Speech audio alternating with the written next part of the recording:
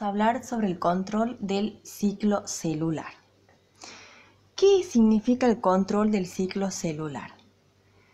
En las etapas del ciclo celular son necesarias la participación de ciertas proteínas llamadas ciclinas y quinasas que van a permitir que se pase de una etapa a otra del ciclo celular, ¿sí? Esto es interfase y esto es la mitosis.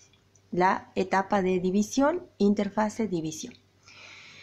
Bien, ¿por qué es necesario que las células se dividan? Porque tenemos que reponer tejidos que se han dañado, hay células que desaparecen, hay células que envejecen, hay que crecer tiene que crecer el organismo. Nosotros desde bebé hasta la adolescencia seguimos creciendo, entonces estas células están continuamente en división.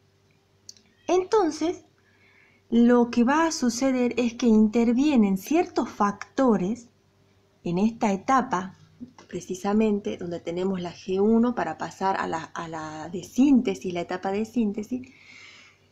Actúan distintos factores que le van a indicar a la célula, inducir, que se dice, a que ingrese en la etapa de síntesis, donde se va a realizar la duplicación del ADN, para que ya se vaya preparando más, formando, digamos, las dos cromátides de lo que después van a ser los cromosomas, y después pasen a la etapa de G2 y después ingresen a la mitosis, ¿sí? La interfase sirve, como ya lo dije anteriormente, de preparación de la célula para que pueda ingresar a la mitosis o a la meiosis. Entonces, ¿cuáles son esos factores que van a ayudar los puntos de arranque o de control que intervienen en el ciclo celular? Vamos a tener la somatomedina, que estimula la proliferación de células cartilaginosas durante el crecimiento de los huesos óseos. Los factores de crecimiento como los fibroblastos, los epidérmicos, plaquetarios, hepatocitos, neuronas, endotelio vascular. Los factores hematopoyéticos, ¿qué significa? Que estos van a inducir por medio de la interleuquina a los linfocitos T para que se formen linfocitos T, y la eritroproyetina, que van a formar los glóbulos rojos, van a inducir a que se formen los glóbulos rojos. Bueno, como les decía, las proteínas que intervienen en el control del ciclo celular, vamos a tener las ciclinas, que se dividen en ciclinas G1 y ciclinas mitóticas, que se las representa con la letra C y la M, y las quinasas se escribe así o se escribe de esta forma, y las proteínas tienen esta sigla: ciclina dependiente de quinasa, acá tenemos, y ciclina dependiente de ciclina, ¿sí? Son un poco confundidos los nombres, pero es fácil de aprender por medio de las siglas que tienen ellas, ¿sí? ¿Qué tienen de particular? Que las ciclinas, sus niveles de concentración son inconstantes en el ciclo celular. ¿Qué significa? Que a medida que va saliendo de mitosis, la concentración de estas ciclinas van a aumentar. Y ya cuando ellas formen estos factores, que ya les voy a explicar cómo se forma, y ya pasa la célula a la siguiente etapa, ellas empiezan a decrecer en su concentración, y eso es lo que provoca la disociación de los factores que ellas forman, ¿sí? Las quinasas tienen, a diferencia de las ciclinas, ellas los niveles son constantes en el ciclo celular, o sea, siempre están presentes ellas. Y ellas son como las que reciben a la ciclina para poder ayudar a que la célula pase a la siguiente etapa. Entonces, nosotros empecemos con desde G1 tenemos que pasar a la etapa de síntesis. ¿Qué sucede? Cuando sale la célula de mitosis, la G1, esta ciclina, aumenta su concentración. Aumenta su concentración, mientras tanto la célula va duplicando sus organelas, crece su citoplasma, todo lo demás. Llegan los factores que inducen a que se realice la división de la célula.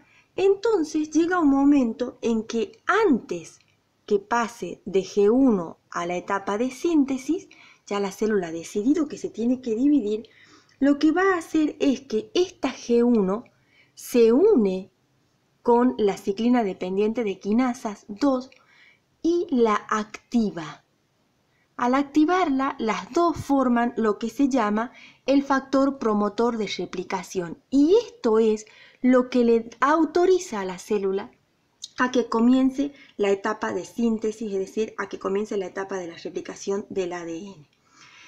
Bien, ¿cómo actúan estas? Lo que hace este factor es, por ejemplo, la fosforilación de ciertas proteínas que participan en la síntesis del ADN, de la replicación del ADN, como por ejemplo la polimerasa.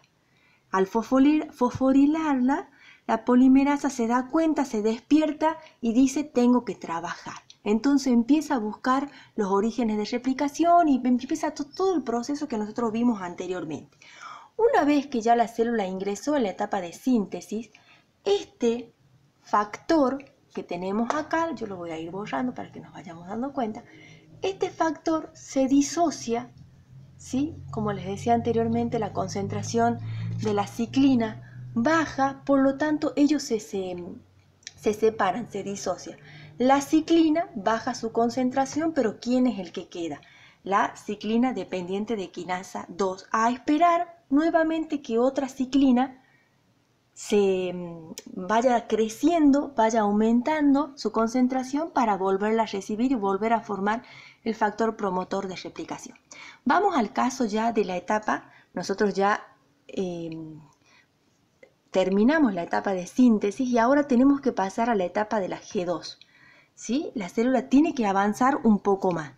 Aquí van a intervenir lo que son la ciclina mitótica, por eso tenemos esta sigla, ciclina mitótica, que se une con la ciclina dependiente de ciclinas 2.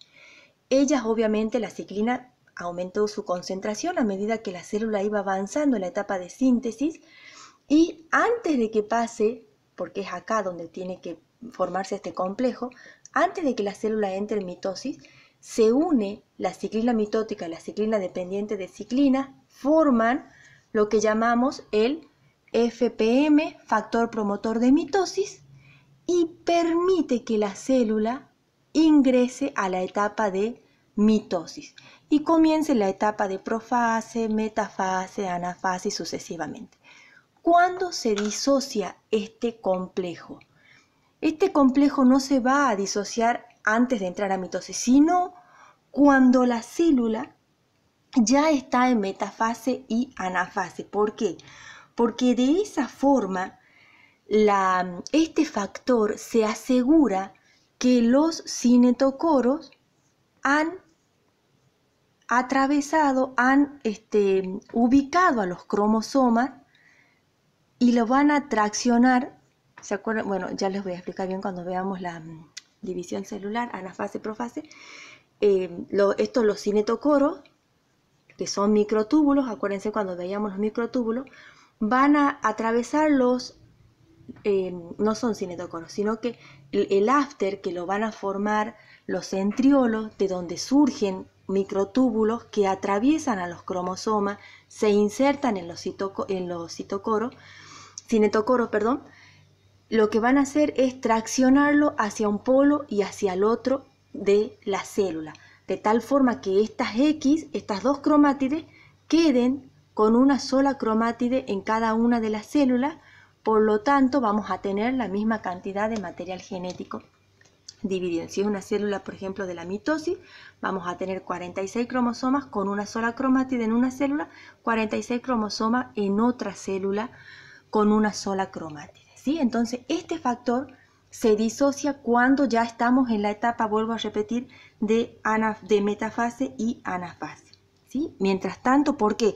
Porque ella, si no se disocia, impide que la célula se siga pasando las etapas de la mitosis y por lo tanto esa célula no llega a dividirse, ¿sí? Porque supongamos que eso es lo que, eso es lo que evita las mutaciones. ¿Por qué? Porque puede ser que acá tengamos en la mitosis un cromosoma que tenga dos cromátides, ¿no? Dos cromátides. Y acá tenemos con una sola cromátide. Eso es un tipo de mutación que ya vamos a ver más adelante.